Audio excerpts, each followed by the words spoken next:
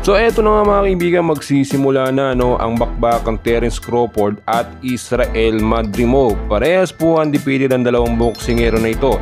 Unahin natin ito si Terence Crawford mga kaibigan na may total fights po na 40. Data 31 po dyan ay knockout at wala po pong katalo-talo. Samantalang etong makakalaban naman niya na humamon sa kanya na si Israel Madrimov ay meron pong 10 wins sa 7 knockout, wala pa rin pong talo at isang draw. Mga kaibigan, ang paglalabanan po nila na titulo ngayon dito ay lightweight division o lightweight belt po mga kaibigan. Nakita naman natin so far, eto na nga ba ang makakapagbigay ng unang talo dito nga po sa tinaguriang pinakamagaling at aktibong boksingero na si Terence Crawford. Ayon na rin po sa ilang mga sports analyst or sa mga eksperto na kayang-kaya daw pakapalag nitong si Israel Madrimov dito nga po kay Terence Crawford. So nakita naman natin basta mga puting kalaban nito si Terence Crawford ay kanya napapataob. So nakita naman natin ilang highlights si Terence Crawford kung paano talaga siya lumaban ngayon.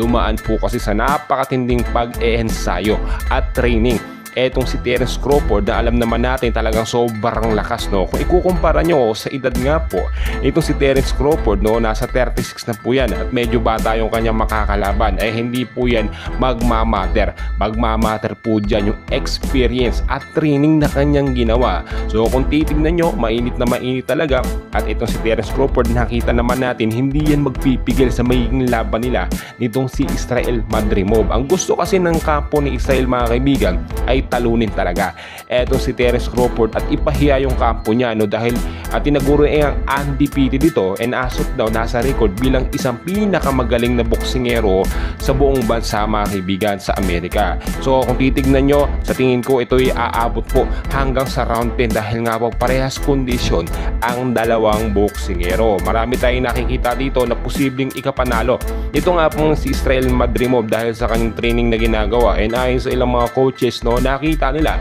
na ito nga pong ginawang pagde-training nitong si Israel Madrimov ay dumaan sa matinding pagsusuri kagaya ng ginagawa ng ating 8th division legendary boxer na si Manny Pacquiao. Din recently alam naman natin etong si Terence Crawford ay hinahamon etong si Manny Pacquiao pero hindi po yan pinatulan ni Manny mga kaibigan dahil alam niyang wala siyang kalaban-laban dito kay Terence Crawford. Bihira or limitadong mga boksingero lamang ang humahamon dito kay Terence Crawford yung may lakas lamang ng loob dahil kung titignan po ninyo fair and fair talaga lumaban etong si Crawford mga kaibigan at kayang-kaya niyang pabaksakin ang kahit sinong mga boksingero. So mga kaibigan, abang-abang tayo sa update live mamaya. I-update ko kayo and please huwag nyo kalimutan mag-like and subscribe. Maraming salamat.